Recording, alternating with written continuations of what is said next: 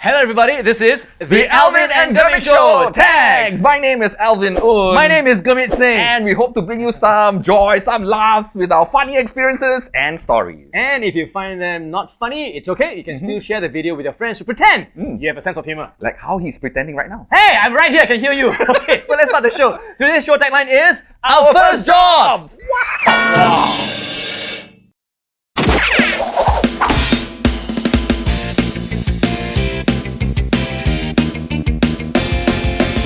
Hey everyone, it's time to have some fun. So come along, our journey's just begun. Funny stories that we'll share with you. Do all the things that we wanna do. So sit back, relax, and just go with the flow. It's the Alvin and Gurmit Show. So we are talking about our first jobs. And when we say jobs, there is temporary job and there's permanent career kind of job. Yeah. I think when we were young, during school holidays and that kind of thing, we took up part-time jobs like whenever we could or it was possible to work with. Yes. So what was your first? I think it was in like secondary 2. I worked in the office. 14 years old. Shh. And all I did was every Saturday, just report there and photostat and staple. Oh, you're the photostat boy. Photostat boy. Wow. Yeah, not coffee boy, but photostat boy. But you breathe in the fumes of the photo. I know, right? Yeah, it's quite... But look how I turned out. Yeah, exactly. You breathe in the fumes. I set myself up. Dig my own hole. Okay, so that was when you were Sec 14 years two. old. Yeah. Then, was there any other? Yeah, Sec 3, I worked in a warehouse carrying boxes from here to there and there to here. And it was a very small box like that only. But in each small box, 1,000 spoons or 1,000 forks. Fork! And it's very heavy. Really? Really heavy. It's like, I can't even carry it. I have to push it. It's really heavy. You try. You try at home. Put 1,000 forks together. But I don't have 1,000 forks at home. Not my problem! So you go and... Well, that was quite a physical job. Very physical. Then secondary 4, I was part of a renovation company. Wow. Hey! You see where that happened? Wow, that was your training for future, right? Full circle, right? Yeah. So I just help out lah, put partition, tap. You were a contractor then? I was a contractor's assistant. Right. Yeah, okay, yourself? Okay. My first job that I can remember was during my Sec 4 school holidays. Okay, yeah. Where I took on a job at a chicken fast food joint kind of. A&W, KFC. No.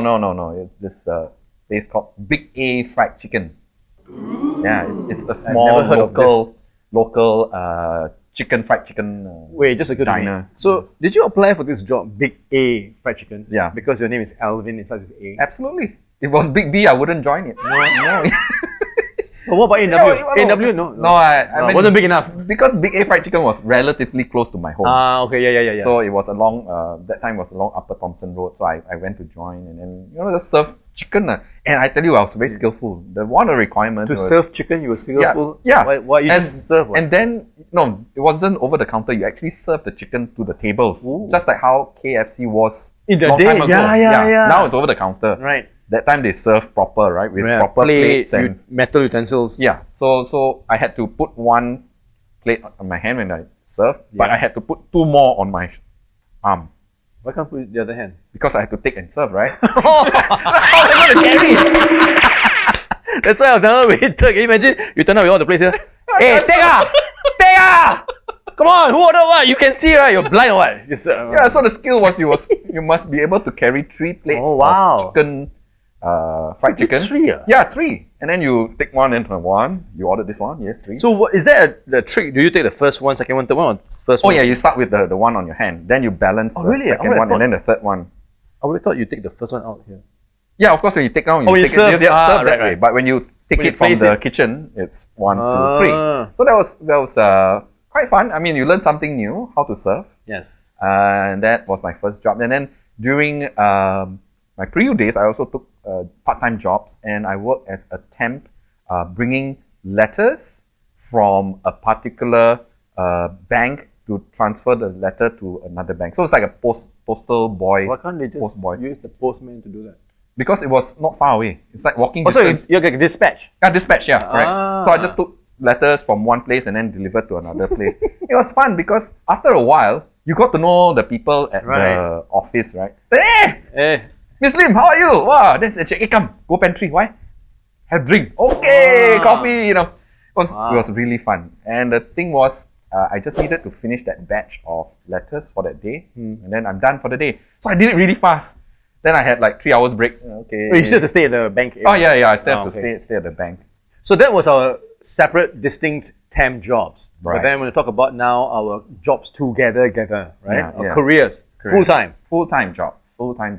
So before that, we were always finding opportunities to work together because we were, in school together, performing together, and then in the band together. Yeah. So we always wanted to do things together as much as possible. Of course, we had to serve national service. Hi. So he ended up, in the SAF Music Drama Company, which is a performing unit of the SAF, right? And you have to audition for that. You have to sing, dance, act, identify keys on the piano. You need to know without looking at it. Yeah, so Which I failed. oral test. Yeah. So he got in, and then of course he's slightly older than me, so he was already there. And then when I joined NS, I wanted to go too because we get to perform together. Yeah. So I went for the audition too, and then after one whole process of trying to get through the audition and actually passed it, and in fact I aced it. I did quite well. Then how come you didn't join me at MDC? Yeah. So at the end of it, there was an interview lah. They say, we'd like to check your files. Check it. So you did very well for the audition, but wait a minute, you are combat fit. I say, yes, I am combat fit. Oh, cannot. Combat fit, you must be combat vocation. I said, So you cannot even. So I couldn't join MDC because I was medically fit and I had to serve a combat vocation, which I did. Couldn't you like break your leg or something? I could lah, but then I cannot join MDC also. Break your hand. Can you play piano now? I can't. So I couldn't. So he continued with your MDC without me. Yeah. I served in national service. But so what happened after that? Where did you go after national service? While I was in national service, because we were allowed to do outside gigs, Yes. and because I was a break dancer and all that, I could do robotics and all. Yeah. I was given a gig to be the robot for then Minister Goh Chok Tong Right. for this event. Right. And all I had to do was to, sir, your time now is to go and give speech, and then he will follow me, then I follow. Did Mr. Goh Chok Tong also did the robot? I think he failed. And then he was like, is he still following me? And then on the stage, I'll stand there like a robot, and then after that, when it's done, I escort him back again. I did that twice, because I had to go up 2 times. Okay. That was it. But in the diners area, right, The audience? the audience, there was a particular guy who was going to be the manager, or who was already the manager of the Hoppa Villa theme park. Which was a future project then. Yes. Right. And he saw me and said, hey, actually, you do your robot quite nice and all that. We have something coming out. So he was into robots? No. No. He just wanted someone to get into a costume. Okay. So when you go to Disneyland, you have Mickey Mouse and all. They're all in big costumes, right? Yeah. They're essentially dancers, Right. basically. So he said he wanted me to be in a costume like that because they were starting something similar in Singapore. I was going to be Jazzo the Lion. Jazzo the Lion! I don't know. I think the older folks will know. Probably came to a school and we did a lot of songs and dance there. Yeah. And the idea was that do this, go around the school tour, and also at the same time, while we sort of popularize a lot of local songs, like traditional folk songs like Chamali Chan and all that, but at the same time also then start letting people know that there's a theme park that's going to be opening up, Hoppa Villa. Right, and right. you can come and watch Mascot and many shows and attractions as well. Correct. That's what happened. So right after your national service, you joined Hoppa Villa, which was managed by FNN. FNN, Correct. yes. It was a subsidiary of FNN then. Correct. So the same day I took my pink card from national service, the same day I reported. Excellent. So there was no waiting time. You went straight on to... Straight on. Excellent. So doing school tour. Correct. Yeah. So during that time, he joined Hoppa Villa, and then I was still serving national service. Then after a year or so, I was going to finish soon. But the interesting part was there was an advertisement in the newspaper that Hoppa Villa was looking for full-time performers to join the theme park. And I said, whoa, this sounds like an opportunity. He also let me know about it. That they were looking. Join. Yeah, so I said, okay, let's try. So we had to sing a song, present yourself, and then there was like also some choreography that you had to dance to as part of the audition. So if I'm not wrong, there was over 2 days of audition at the FNN site at River Valley.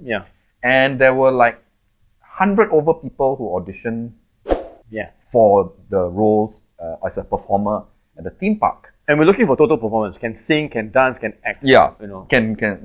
So triple threat kind of thing, right? Yeah. So I did that, and I did whatever I needed to do. I sang an original song. You know, must sing original. I cannot sing other people's songs.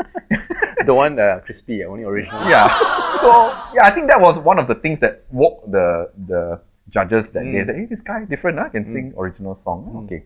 So I did that. Then lo and behold, I actually got my first job, which was similar to you. I had a job immediately finishing national service. Wow. Which was great. Surreal. Yeah. And then what was interesting was he was doing the Jazzo and Friends show. Jazzo and Friends show, Yeah. So by now, not just lion, there was a tiger, there was a leopard, and there was a dragon. 4 of us would go out and do shows in schools. Yes. And then, put it out there that theme park is opening, watch out for the opening and all. Yeah. So the momentum developed, which moved on to the opening of Hoppa Villa in 1990, towards the end of the year. So we had intensive rehearsals and all that. And the best part was, he finished his role as the Jazzo Show. Yeah. And then he joined us in the production Yeah. of the first show called We Are One. And we were in the same show. Yay! Finally. Finally, we made it. So it was very interesting because We Are One was like this grand show about the celestial beings, Spirits and the elements. And we were on the same team as the elements. Yes. We were the elements. We were the elements. He was water god.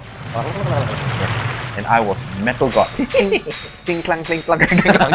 So we were part of the different elements. We had Earth, Mother Earth. Mother Earth, she was our mother. Which is somebody you may know, Ko Cheng Man. From Under One Roof. Under One Roof. She was actually, yeah. And then we had Fire. We had Forest, which is also wood. Yeah. And then there's the two of us, Water and Metal. And then we had Rain. Wow, so the premise was that the elements always were bickering with the spirits. Yes, correct. So in the spirits we had rain. We had Father, wind. Son. Wind. Father, Son. Wind. We had Thunder. And the other one would be Cloud. Yeah, I remember. Yeah. Yes, it was Cloud. So it was a grand show, and it was the biggest show at the theme park at that time because it was on the main stage. Amphitheater, I think can hold 2,000 people. Yeah.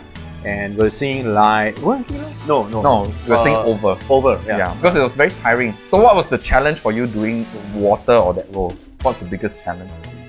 I think the costume was so the heat for all of us. All of us, right? Just to put in the context, we did about 3 shows a day or 2 shows a day? Was it? 2 shows on weekdays, 3 shows on weekends. And it was a big production, I have to say, because it was big mountains, big stage, music, dance, choreography. Costumes were larger than life, and of course they were padded on. So mine was like water flowing down and all that. Yeah, I think for us, I think we enjoyed the pioneership of it all because we were told, okay, you are water, you are metal. Right? How would you walk? How would you talk? How would you move? And all that. I thought that was wow. The whole development of the character, right? Yeah. But once you start doing the show, my goodness, the heat. This is not aircon; it's outdoors, by the way. Yeah. There is a net shading for the audience, but for us, we were out there. Oh my goodness, that was we were always dripping sweat when it came down. And on top of that, we were wearing Chinese opera shoes or boots. Those high, and it was like it wasn't high heel, it was platform. High platform, 4-inch platform. Wow. Now it's okay to wear them if you're in the Chinese opera style of performing, where you basically just walk across the stage. But for us, we had to jump. We had to do like mini stunts. Yeah. We had to fight pirouettes. Yeah. So that became a big challenge, and quite often I would like, if I miss my step, I would like, it's painful on the ankle. Yeah, just my ankle. Yeah, yeah, because you have to jump off from the higher platform to the lower platform. So one of the challenges for me wearing the costume, One was too noisy. it was so hard. It was a very hard costume, Yeah. For me, it was very hard. Yeah. And then on top of that, I was wearing this metal helmet that didn't fit my head.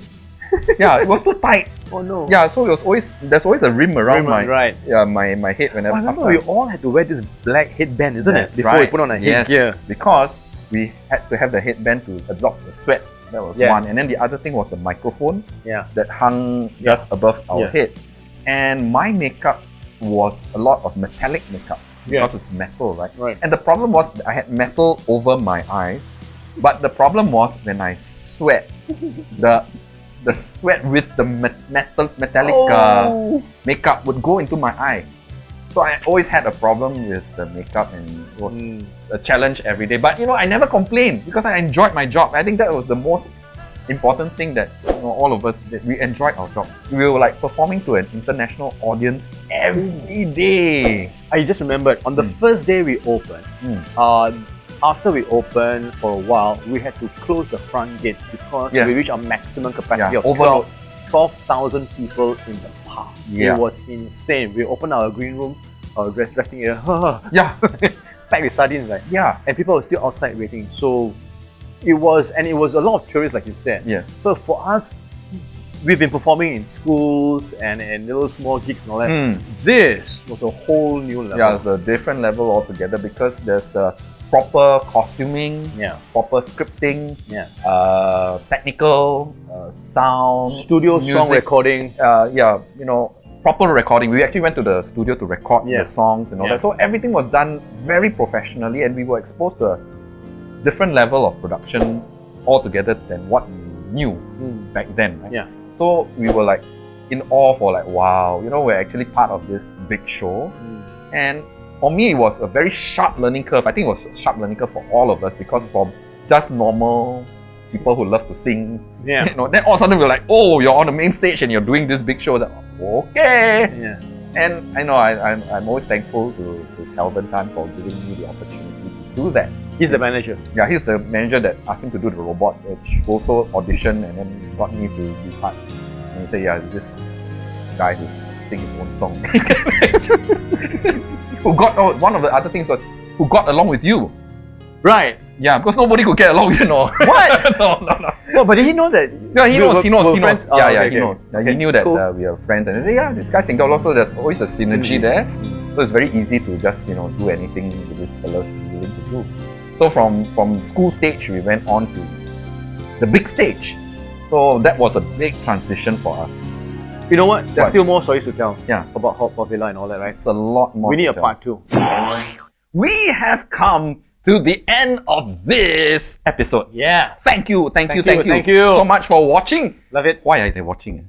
Well, because they love it, I guess. Oh, yeah, great So, show. yeah. We hope you enjoyed the show. Yes, but don't forget to like and subscribe and like.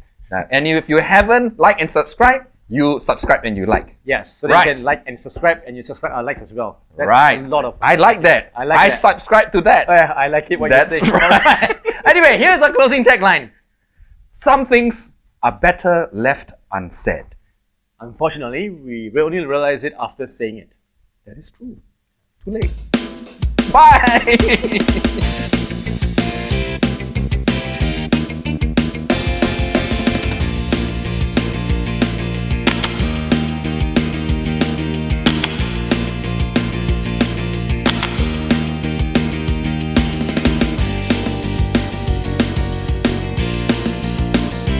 It's the Alvin